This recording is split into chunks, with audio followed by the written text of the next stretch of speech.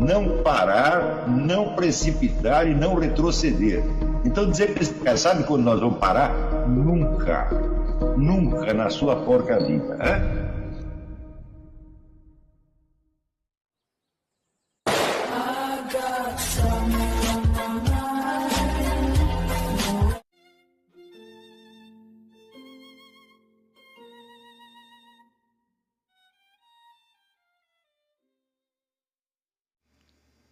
E aí pessoal, tranquilo? Então vem aqui antes do vídeo começar, pedir para vocês se inscreverem, quem não for inscrito, compartilhar, curtir, comentar. Quem puder seja membro do canal, que isso ajuda bastante. Tem também o link do Apoia-se. Quem puder ajudar nosso canal e apoiar financeiramente vai ser muito bem-vindo. Mas o mais importante é transmitir o conteúdo e os conhecimentos do professor Olavo de Carvalho para mais e mais brasileiros. Então compartilhe e ajude aí nossa causa. Muito obrigado a todos os membros, apoiadores do canal. Fico muito feliz. Tenho certeza que a gente está no caminho certo. Então fiquem com o vídeo e até mais. Valeu! Então é claro que a linguagem não pode ser mais usada como um instrumento para fazer que duas pessoas, um emissor e um receptor, percebam a mesma coisa na realidade. A própria figura do emissor e os objetivos do emissor têm que ser camuflados. Então, é claro que é importantíssimo aí transformar a linguagem num instrumento independente capaz de produzir efeito por si mesmo, sem referência à realidade. Então, quer dizer, com isso eles corromperam não só a si próprios e ao pessoal de esquerda, mas corromperam a todos. Quando a gente lê a argumentação desse pessoal liberal, conservador, etc., no Brasil, eu vejo que a maioria usa a linguagem exatamente como a turma do Gramsci os ensinou a usar. Ou seja, em termos de conteúdo ideológico, eles têm o sinal contrário. Mas a forma, o esquema linguístico, o esquema lógico é o mesmo. E, ora, meus filhos, o conteúdo de uma mensagem pode ser esquecido. Mas a forma, o esquema do raciocínio permanece e tende a ser imitado. É como um programa de computador. Então, na hora que você colocou o programa lá, bom, mesmo que você apague todos os arquivos, né, você põe lá o programa Word, daí você apaga todos os arquivos do Word. Bom, o programa continua lá do mesmo jeito. O cérebro humano funciona igualzinho a isso. Quer dizer, você tem certos esquemas, né, de raciocínio, esquemas de percepção, associações de ideias, etc., que permanecem os mesmos, ainda que você mude, né, o sinal valorativo. Ainda que você ponha, tudo que estava com um sinal de mais, você põe um sinal de menos, bom, o esquema continua igual. E o problema é precisamente esse. É isto que destruiu a possibilidade da alta cultura no Brasil. Então, quando eu gasto a minha atenção com pessoas que, até o próprio Emir Sader e outros, né, para não falar os Rodrigo Constantinos e similares, né,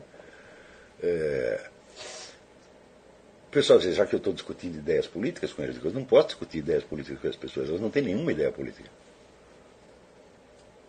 Por exemplo, podia-se discutir uma ideia política, digamos, nos anos 50, né, entre, sei lá, Júlio Mesquita Filho e Álvaro Lins, seria possível, porque eles têm um esquerdista, um direitista, então é possível um confronto de ideia política, e isso acontecia efetivamente.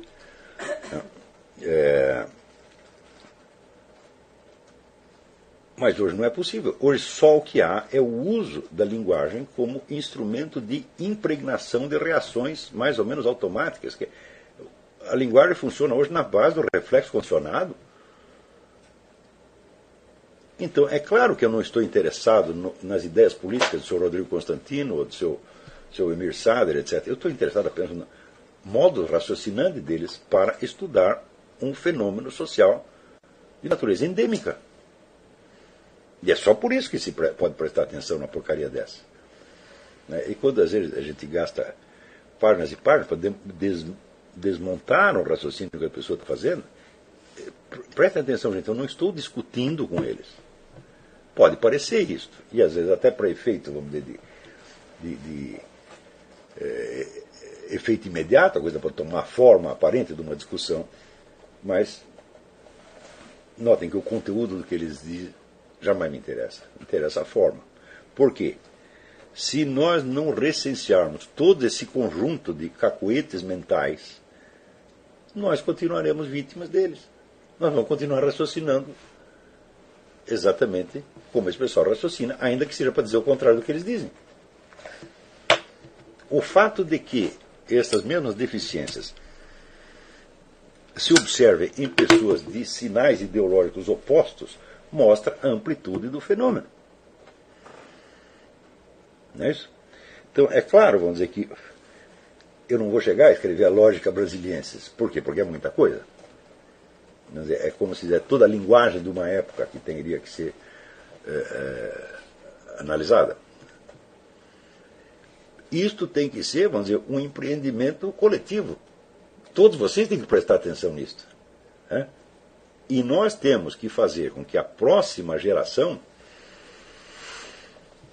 não seja contaminada por esta coisa. Nós temos que restaurar o uso saudável da linguagem. E este é um empreendimento no qual todos vocês estão envolvidos pelo simples fato de serem alunos deste curso.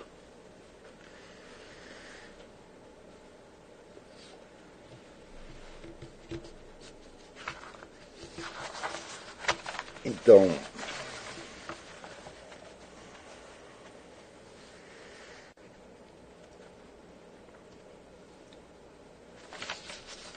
vamos dizer, hoje mesmo eu coloquei no meu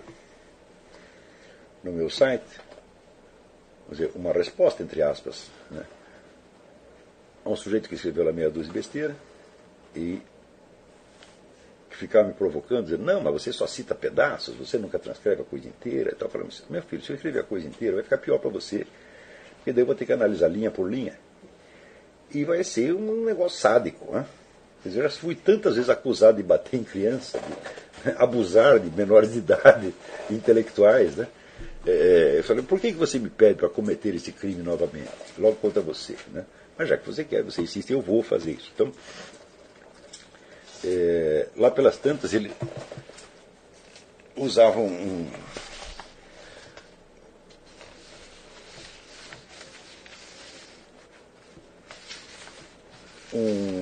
argumento assim, como, quer dizer, justamente por o caso se referir a um assunto sem importância nenhuma, uma coisa mínima, eu fiz questão de explorá-lo, porque quanto mais simples o conjunto de fatos envolvidos, mais fácil é de você mostrar o esquema argumentativo, o esquema mental por trás. Tá certo? Ao passo que se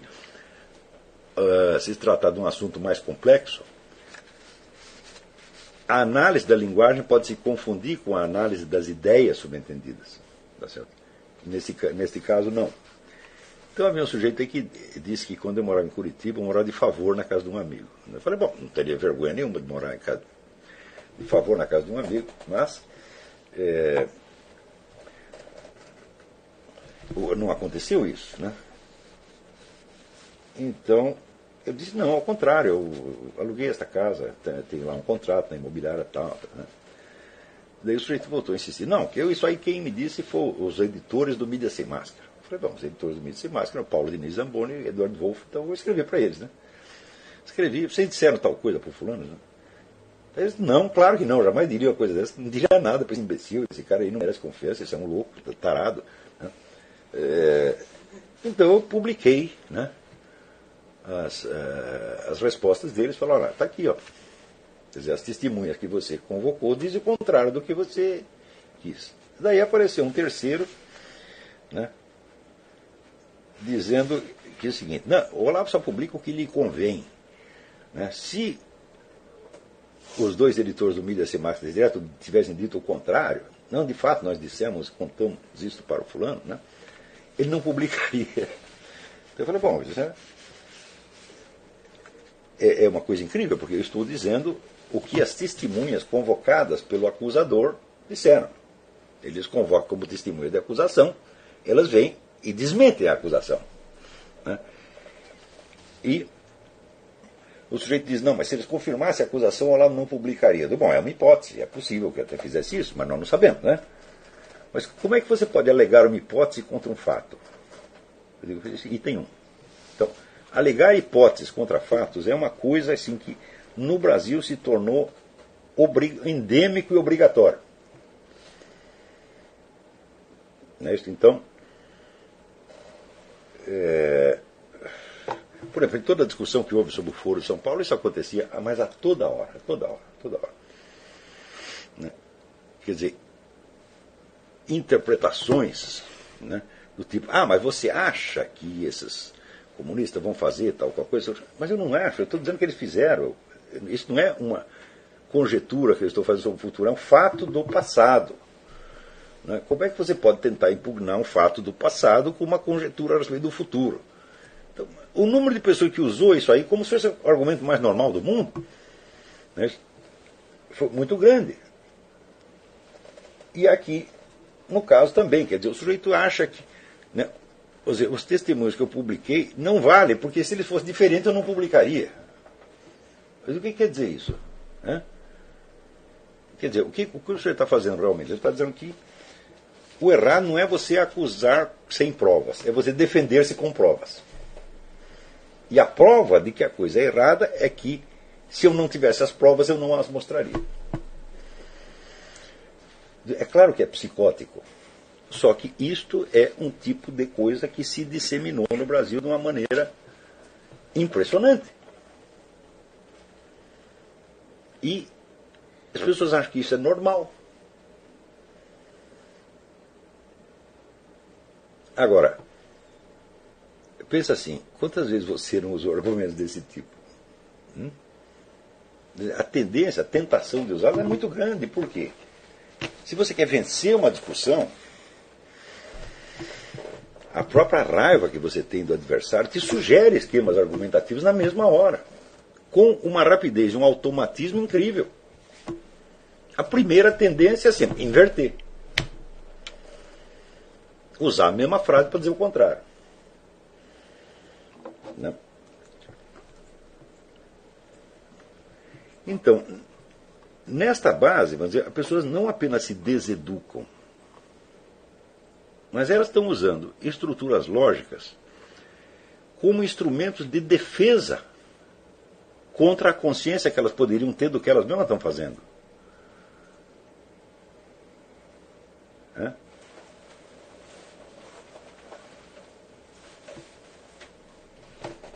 Quer dizer, se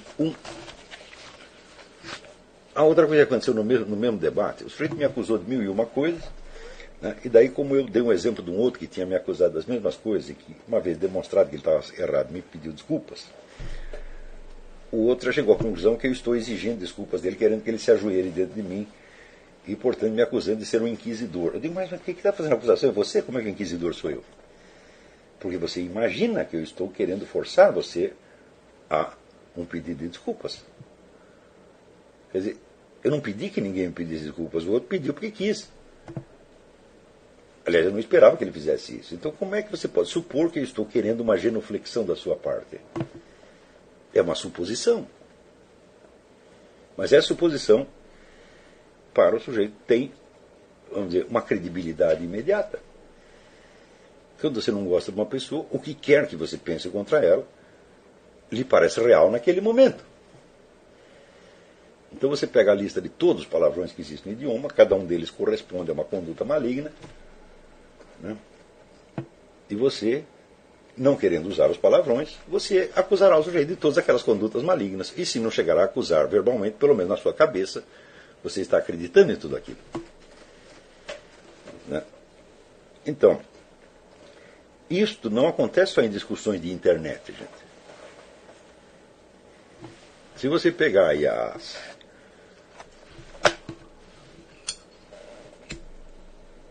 o que você pode ler, digamos, em artigos da Folha de São Paulo, às vezes até artigos de autores estrangeiros, porque ele seleciona os autores estrangeiros precisamente por ser aqueles que fazem o mesmo que eles fazem. Por exemplo, outro dia me mandaram um artigo do Robert Kurtz, de 1997. Robert Kurtz é um sujeito que se dedica, ele faz um esforço monumental para demonstrar que o descrédito do marxismo é um argumento em favor do socialismo. Quer dizer, ele já é né, socialista pós-marxista. Então, eu vi um artigo que ele tentava dizer o seguinte, que a origem do capitalismo moderno vem com a indústria bélica. Quando se formaram os estados modernos, então precisava armas de melhor qualidade, né, que as pessoas comuns não pudessem ter acesso, sobretudo as armas de fogo. E foi isso que criou o capitalismo.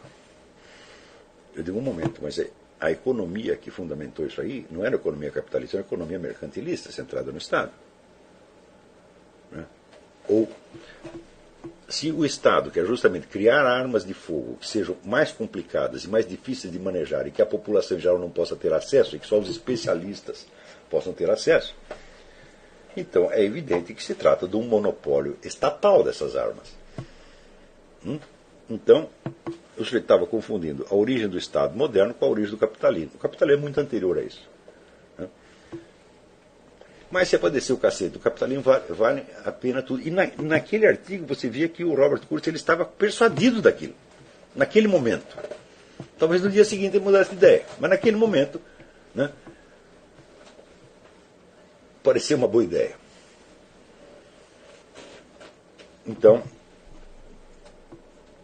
por que você acha que a Folha de São Paulo gosta tanto do Robert Kurz? Porque ele pensa como um articulista da Folha de São Paulo. Então, o material estrangeiro que se publica no Brasil é aquele que corresponde à forma mentis do jornalismo brasileiro. E a coisa é muito bem selecionada, quer dizer, você não tem nas traduções que saem, você não tem uma visão geral do debate americano. Não, você só tem aqueles pontos que coincidem com a forma mentis brasileira, de modo que até o material estrangeiro serve para isolar o Brasil um pouco mais. Você pode ter certeza que um artigo como esse do Robert Kurz, aqui nos Estados Unidos, teve 50 respostas imediatamente. As mais diversas. Tá certo? No Brasil nada tem resposta. E quando tem, é mais ou menos no mesmo nível. Então, também graças a esta disseminação do gramscismo, então se tornou normal no Brasil acreditar que todo mundo que opina sobre alguma coisa é um agente de uma força política. Então, olha, espera um pouquinho. Nos anos 50 e 60, os grandes intelectuais que tinham, podiam até acidentalmente favorecer uma outra força política. Por exemplo, o Graciliano Ramos era um militante do Partido Comunista. Mas tudo o que ele escreveu porque achou que era certo escrever. E não porque aquilo ia ajudar o Partido Comunista. E se fosse para atrapalhar o Partido Comunista, ele escreveria do mesmo modo. Ele mesmo, dentro do partido, tomou ali várias atitudes contra os dirigentes, né? E teve vários problemas por causa disso. O Paulo Mercadante, que era o maior amigo dele, contou todos os detalhes. E tudo isso foi usado. O material do Paulo foi todo usado na biografia do Graciliano Ramos pelo Denis. Agora esqueci o nome, sobrenome. Denis não sei o que escreveu a biografia do Graciliano Ramos. É tudo coisa do arquivo do Paulo Mercadante. Então,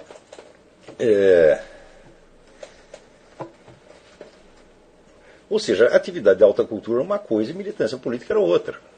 E as atividades militantes tinham de se submeter às regras da alta cultura caso quisesse utilizá-la para alguma coisa. Quando falhavam com essas regras, o que acontecia? A unanimidade dos intelectuais de primeiro plano rejeitavam aquilo como uma baixaria que não era admissível. Hoje são justamente essas baixarias que se transformaram na regra. Então, se você continua falando na clave em que falavam aqueles intelectuais dos anos 50 e 60, as pessoas vão interpretar você exatamente como um agente político, como eles mesmos. E se não tem nenhuma organização por trás de você, eles inventam. Quantas pessoas não disseram que eu sou um agente do Opus Dei? Né? Mais tarde eu tive até um arranca-rabo com o Opus Dei. Que daí então achou que eu sou agente de uma outra coisa. Tá certo? Então, quer dizer, a simples, vamos dizer, a atividade intelectual normal, que é realmente uma iniciativa puramente individual, as pessoas não são capazes de conceber mais o que é. quando eu digo para vocês que é importante vocês fazerem um voto de castidade em matéria, voto de abstinência em matéria de opiniões, é porque vocês entrarem neste tipo de discussão só pode viciar vocês. Note bem, este material que o pessoal põe em circulação na internet não é para ser discutido. Né? Você não pode discutir uma coisa dessa, você só pode analisá-la como fenômeno sociológico. Se você sente o impulso de discutir aquelas coisas, você já entrou no canal errado. Nunca se pode discutir. Você tem ideias que são tem opiniões que são discutíveis e outras que são indiscutíveis. Essas todas que eu estou falando são indiscutíveis. Você não pode discutir as opiniões do Dr. Emer Sader porque elas não são opiniões. Elas são um mero impressionismo verbal.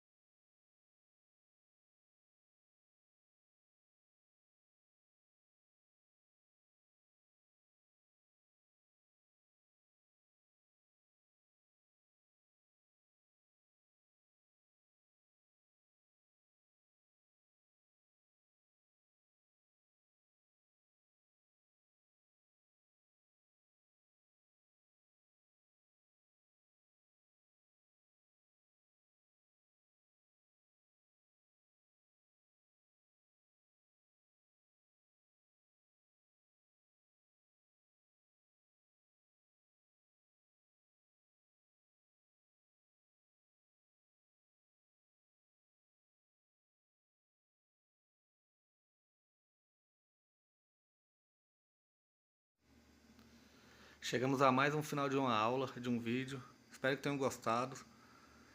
Quem não se inscreveu ainda, se inscreva, compartilhe, comente. Ajude o nosso canal, apoie, seja membro. E ajude o nosso canal a chegar a cada dia a mais brasileiros que precisam muito do conhecimento do professor Olavo de Carvalho. Então é isso aí, fique com Deus, até o próximo. Valeu! Então é isso aí, pessoal. Que é o nosso canal. Que são alguns livros que eu já li. A maioria foi doação, mas alguns eu adquiri, professor Olavo de Carvalho. Alguns livros se perderam aí que eu emprestei, professor Alexandre Costa, a Bíblia Sagrada. 10 lições sobre Karl Marx. Indico a não ler esse livro, que é muito ruim mesmo. Alguns pensadores aqui que realmente, como o professor Olavo de Carvalho disse, não são pensadores. Valeu, tamo junto aí. Apoie nosso canal, seja membro.